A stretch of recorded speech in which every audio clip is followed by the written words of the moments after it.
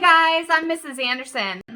I'm making this video today to show you guys all about our crazy wild lifestyle. My husband, my children, and myself are farmers with a twist. On our farm, we have cats, fluffy rabbits, so that way we can spin yarn out of their gorgeous fur, turkeys for meat, chickens for eggs and meat. We have geese for eggs and meat as well. And dogs to protect our farm. We've got sheep that we use for meat. And we have goats that we use for milk. Piggies that we use for meat. Ducks that we use for eggs. Horses. We've got peacocks just because they look pretty.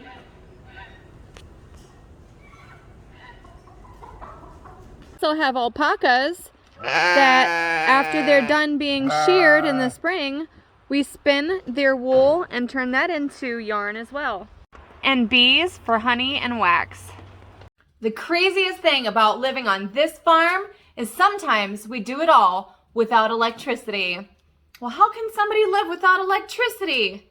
Let me show you. With our bees, we use the beeswax that the bees make to make candles to give us light at nighttime. We also use oil lamps.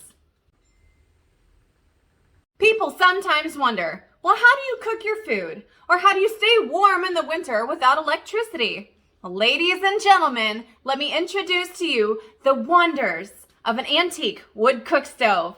Just like how the pioneers used to do.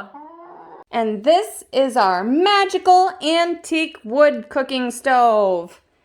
It is awesome and it has many, many, many uses. Right here is where the fire is. People put the wood in there to get their food cooking just right. And then down here, there's an ash bucket where the coals and the ash falls into. There's also a special made latch that people can open right here to check that the fire's going pretty good. Make it nice and hot.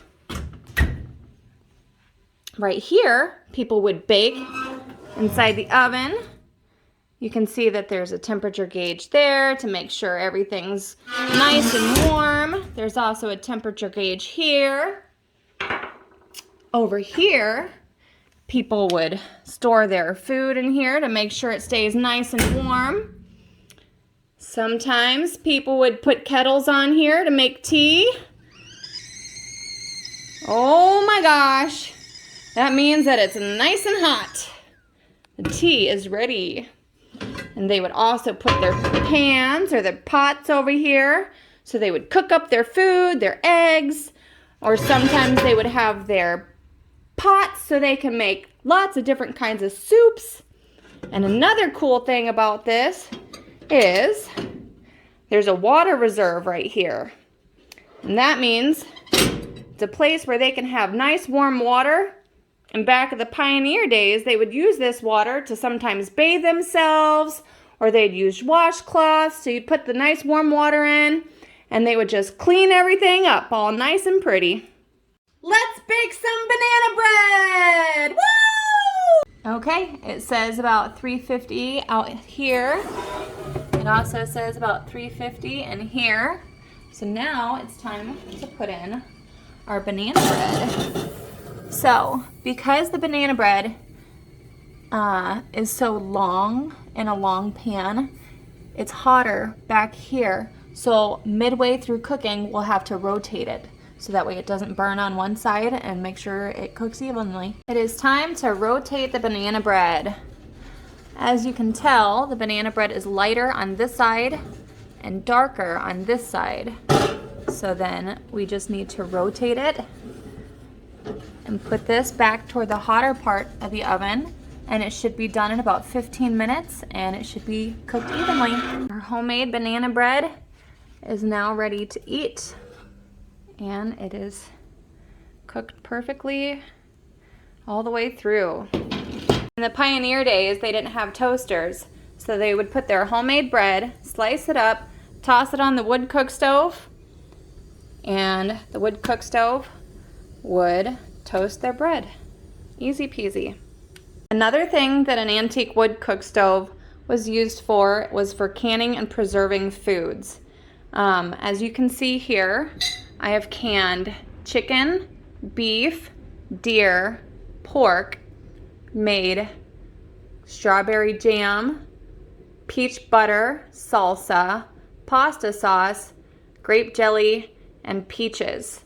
What a lot of people don't know is that the pioneers actually did not have any sort of mason jars or canning like we see today. They didn't become popular until the mid-1800s, when a lot of people still didn't have any electricity. So no electricity means no refrigeration. So people had to can everything that they gardened. They had to can their meats that they hunted and they raised, so that way they could store it and preserve it so they would have something to eat during the winter.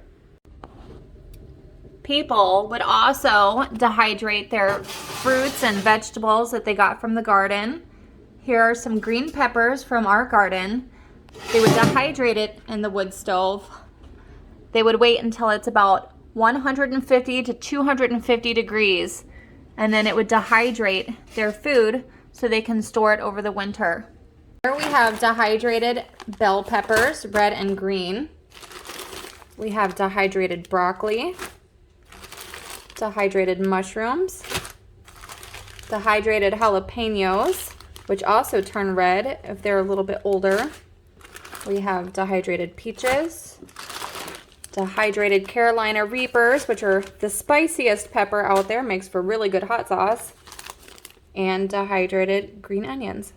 My favorite part about the wood cook stove is in the wintertime, it keeps us nice and warm. Woohoo! Thanks for watching my video, guys. Bye!